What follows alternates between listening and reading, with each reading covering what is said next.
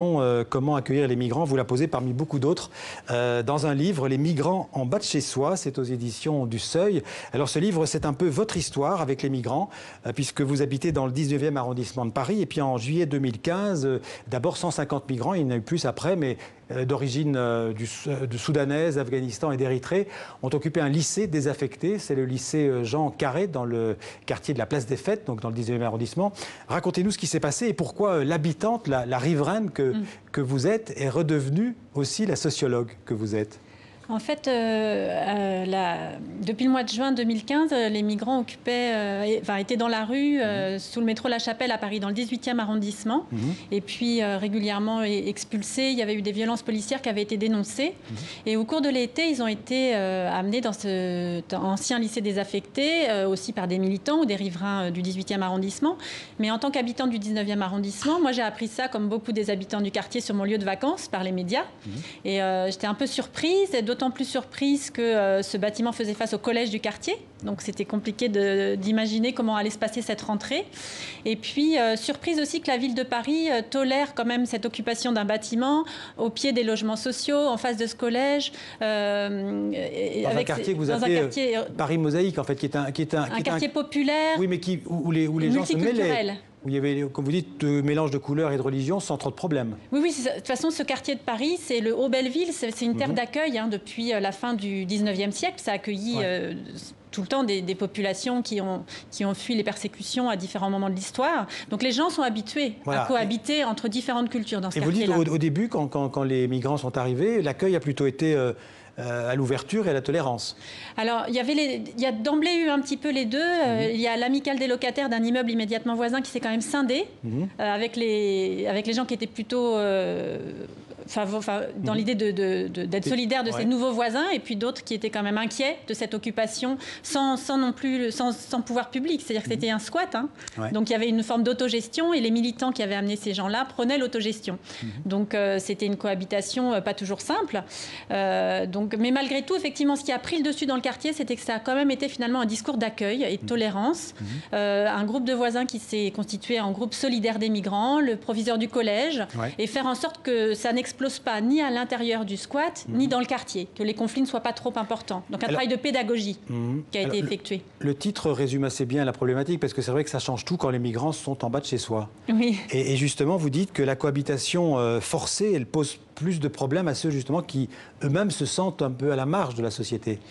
Ça, vous l'avez vécu, là. Effectivement, quand c'est sous, on ne peut plus ne pas se positionner. On est traversé d'énormément d'émotions et d'affects face à une situation comme celle-là. On est vraiment face à l'histoire.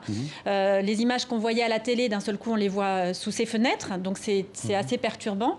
Face à ça, je me suis rendu compte que les gens qui avaient été plutôt solidaires des migrants sont des gens dont les histoires peuvent être marquées par l'exil à la génération des parents ou des grands-parents. Donc, ce sont des enfants ou des petits-enfants, éventuellement, d'exilés qui ont vu leur histoire, quelque part, se réactiver et qui se sont sentis solidaires des migrants. Mais pour les gens qui viennent d'arriver, qui ont parfois eu des migrants récents, éventuellement, et qui ont eu des histoires difficiles, qui ont difficilement stabilisé leur situation, il y avait de fortes angoisses de voir à nouveau ces situations d'échéance. En fait, cette idée qu'il y a une femme qui disait, mais en fait, avec eux qui arrivaient, c'est comme si j'étais déracinée, moi. Une femme d'origine mauricienne qui racontait ça. Les migrants leur renvoyaient un miroir, en fait, d'une certaine manière. Voilà, et la peur de retomber.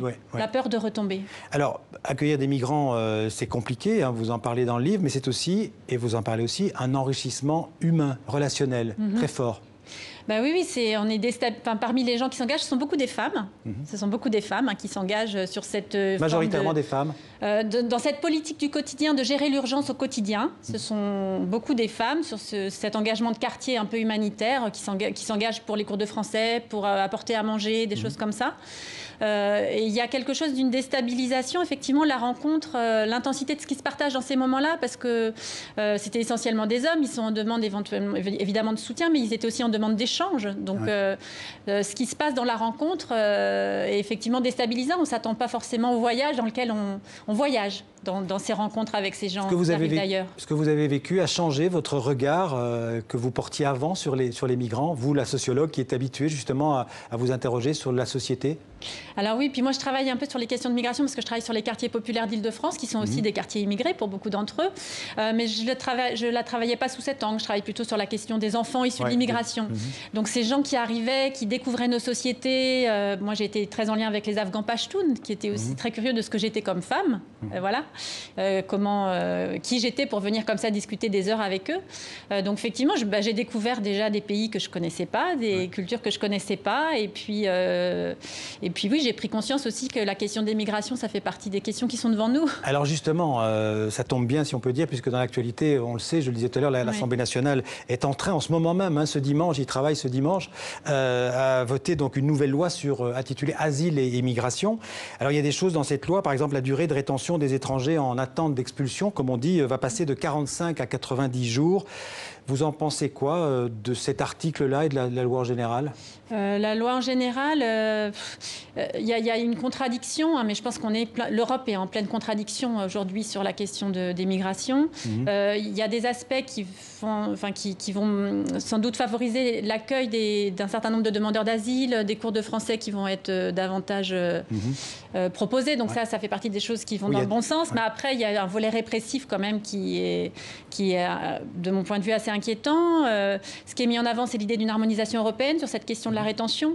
Mais en même temps, les associations d'aide aux migrants soulignent quand même les dérives, le fait que les droits ne sont pas respectés, qu'il y a des enfants qui se retrouvent dans des centres de rétention. Et donc, de ce point de vue-là, c'est une évolution qui est inquiétante. Alors, si mes chiffres sont bons, la France a enregistré, parce que parfois les statistiques varient un peu, aurait enregistré plus de 100 000 demandes d'asile l'an dernier, en hausse de 17% par rapport à 2016. C'est peu ou c'est beaucoup, 100 000 pour un pays comme la France ? C'est peu. De toute façon, en France, il y a 200 000 entrées par an. La France est un pays d'immigration. 200 000 entrées légales? Oui, légales, avec le regroupement familial, avec les mariages, avec les étudiants qui viennent étudier. Donc, c'est relativement stable depuis des années. Voilà, il y a un Français sur 5 qui est immigré ou issu de l'immigration. Donc, ça fait partie de notre société. Et donc, là, ces flux-là qui arrivent avec la crise migratoire, effectivement, c'est le fait que c'est pas organisé, que l'accueil n'est pas organisé, fait que ça inquiète les populations. Mais c'est relativement peu. Mais quelle serait la bonne politique, justement? Comment il faudrait, vous posez la question de l'accueil, comment il faudrait bien accueillir les migrants ou accueillir les migrants? On a su le faire à d'autres périodes de l'histoire. On a notamment su le faire dans les années 70 par rapport à l'accueil des boat people. Ça avait été pensé, du coup, à l'époque aussi, de répartir les nouveaux arrivants aussi à l'échelle du territoire. Là, du coup, comme il y a une inquiétude, il y a une peur que l'opinion publique perçoive mal. Est-ce que cette peur n'est pas liée à la religion, à l'islam? Si, je pense que moi, parmi les gens qui étaient inquiets, il y avait effectivement cette peur-là, parce que ce sont aussi des populations qui viennent de pays musulmans et qu'actuellement la France est en difficulté avec une partie de sa jeunesse de ce point de vue-là. Donc il y a effectivement cette inquiétude-là, mais il y aurait tout un travail de pédagogie à faire. Et il y aurait un travail de déconstruction aussi de stéréotypes, de déconstruction de cette image d'un islam unifié qu'on nous donne. Et je termine l'ouvrage avec les propos d'un jeune Soudanais qui dit « Mais moi, je ne veux pas être un problème, je veux faire partie de la solution ». C'est un jeune qui a étudié la philosophie à Khartoum, qui connaît très très bien les philosophes français notamment, et qui explique qu'effectivement, il faut à la fois que l'Europe s'interroge sur ses contradictions, et il faut aussi qu'elle s'appuie sur les intellectuels musulmans qui travaillent aussi à la réinterprétation du texte. Qui étaient ces migrants qui sont arrivés en 2015 dans le 19e arrondissement? Alors, c'était essentiellement des... Oui, mais au-delà de leur nationalité... Oui. De quels milieux sociaux vous voulez dire? C'était assez hétérogène, mais ce sont quand même beaucoup dans les nouveaux flux de migrants, ce sont beaucoup des jeunes qui ont étudié dans leur pays, qui pour beaucoup parlent anglais. Et du coup, c'est aussi ce qui fait qu'il y a autant d'échanges aussi entre étudiants européens et ces nouveaux migrants. Il y a quand même aussi une forme à la fois des différences culturelles compte tenu des histoires différentes, mais aussi ce sont des gens qui connaissent bien nos sociétés occidentales, qui ont étudié, qui connaissent les auteurs qu'on travaille dans nos universités ici. Et la plupart ne sont pas en France par hasard? Ou ils veulent venir en France, ou ils sortent en France pour aller après, comme on dit en Grande-Bretagne souvent? Ça dépend. Moi, en tout cas, parmi ceux que j'ai fréquentés, non, ils sont arrivés en France comme ils auraient pu aller ailleurs. Ils savaient qu'ils venaient en Europe et après, ils se renseignent un petit peu pour savoir où rester. Ils ne savent pas forcément et beaucoup veulent aller en Angleterre. Ceux qui parlent anglais, au départ, le projet, c'est d'aller en Angleterre. Qu'est-ce qu'ils sont devenus, les migrants du lycée Jean Carré? Ils ont été relogés dans des centres d'hébergement d'urgence dans un premier temps, éventuellement dans des CADA par la suite, qui sont des dispositifs qui existent d'accueil. Éventuellement, certains ensuite dans du logement social quand ils acceptent de s'éloigner de Paris. Voilà, moi j'ai gardé les liens qu'avec quelques-uns. Un autre qui est parti s'installer dans le sud et qui a pour projet de monter un petit commerce. Voilà, l'insertion est un peu lente.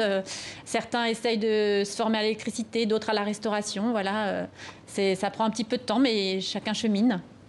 Isabelle Coutan, vous habitez toujours dans le 19e arrondissement? Oui.